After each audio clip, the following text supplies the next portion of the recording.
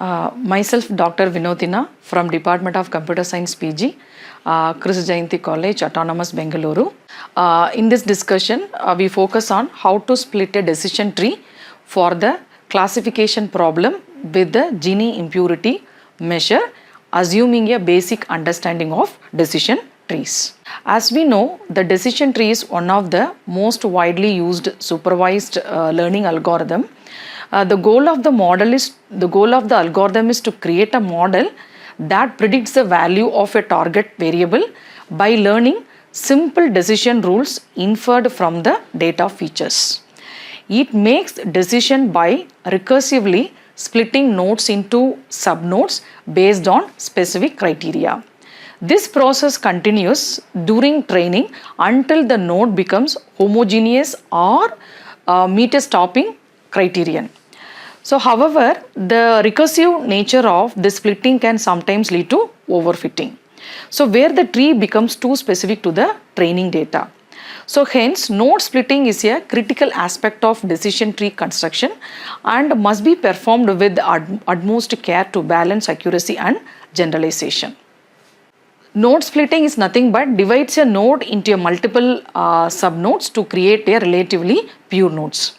So, what is pure nodes? We can say a node in a decision tree is 100% pure when all of its data belongs to a single class.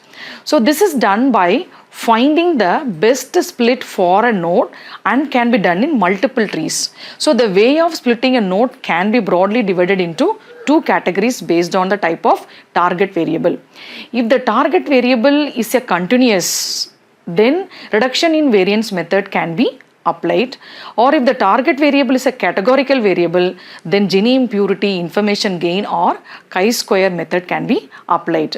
So in this diagram, the decision tree is constructed based on the split on the feature A and the feature B. The split on the feature A has the lower purity and the split on feature B has a higher purity. So this is decided based on Gini impurity measure. We will look at Gini impurity splitting method in detail. So Gini impurity is a method for splitting the nodes when the target variable is categorical, and this is the most popular and easiest way to split a decision tree based on the Gini impurity value. The Gini impurity value is calculated by 1 minus summation of I equal to 1 to n pi the whole squared. Where pi is the proportion of a class I in the data set and n is the total number of classes. So this Gini impurity calculates the degree of uncertainty or disorder in a node. Specifically, it represents the probability that a randomly chosen element would be incorrectly classified if it were randomly labeled according to the class distribution in the node. If all instances in a node belong to a single class, the Gini impurity is 0. For example, if all 10 samples are of class A, then Gini impurity would be 0.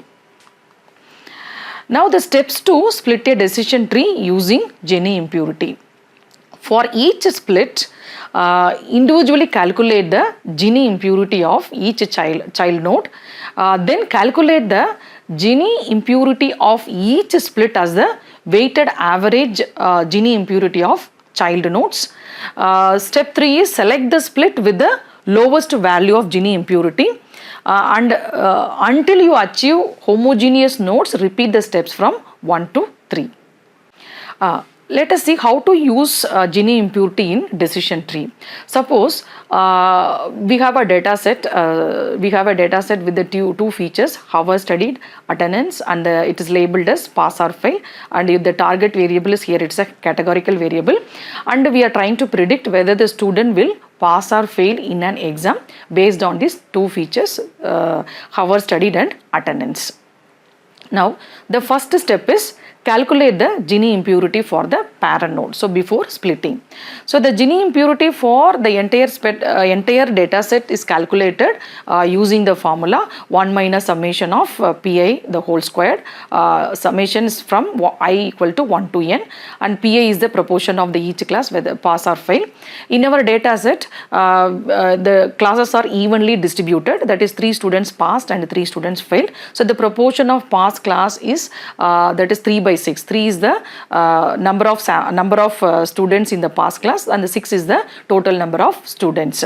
So 3 by 6 equal to 0.5, and the proportion of fail class is also same, 3 by 6 equal to 0.5.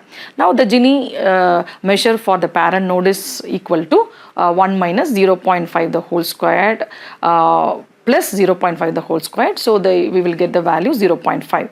So the Gini impurity for the parent node is 0.5.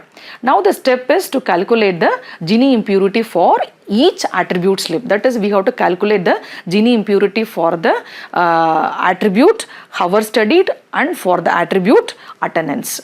Now based on hour studied, the Gini attribute calculation is given in the slide. Suppose we are splitting the data set based on the attribute hour studied equal to 3.5. Then we will get 2 groups. So the group 1 is hour studied less than or equal to 3.5. The other group would be the number of hours studied greater than 3.5. Then in each group, so 3 students, 3 samples will fall. Pass category, 3 that is in group 1, no students. Then fail group, we have 3 students. That is, if the study hours is less than 3.5, then the data would be come under the category of fail. Then for Gini group 2, that is the hour studied, if the number of hours studied is greater than 3.5, then the number of samples would fall into the group would be, pass group would be 3 and the fail sample would be 0. So for both the groups, the Gini impurity would be 0.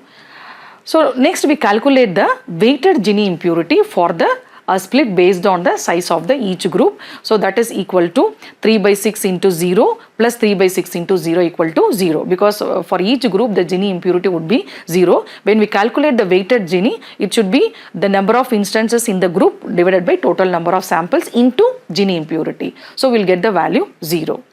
Next we will calculate the Gini impurity for the attribute attendance. Suppose we split the data set based on the attribute attendance, based on the attendance 75%. So we will get 2 groups. So one is less than or equal to 75%, other equal to greater than 75%. So we will get the 2 Gini group. So the Gini impurity for the first group, that is attendance percentage less than or equal to 75%, we get 0.45, because one student we have 1 instance fall into the pass group, 2 instances fall into fail group. For Gini group 2, that is attendance greater than 75%, in the pass group we have 2 samples, and in the fail group we have 1 samples. So for the Gini impurity for both the group would be same, that is 0.45. Now the weighted Gini impurity would be 3 by 6 into 0.45 plus 3 by 6 into 0.5 equal to 0.45. That is for Gini impurity value for both the group is same. So we will get the weighted Gini impurity 0.45. The next step would be compare the Gini impurities. So Gini impurity based on hour studies is 0. And Gini impurity based on attendance is 0.45. So as per the concept, the node which would have Gini impurity less value would be chosen for further split. So however, the decision tree will choose hour studied as the first attribute to split the data set, because it gives the value 0. Okay, because hour studied result in purer groups than splitting on attendance. So a Gini impurity 0 means that all the elements in a node belong to a single class. That is, the node is pure. The higher the Gini impurity, the more mixed the classes are within the node. So now using this decision tree construction, we have to classify the new data point. Suppose we have a data point with hour studied equal to 2 and attendance percentage 85%, then the model easily would classify the data as the students fail. From this, so we can understand that it is very simple to identify or select the feature to split the data set, which is mainly used for creating the model. Thank you.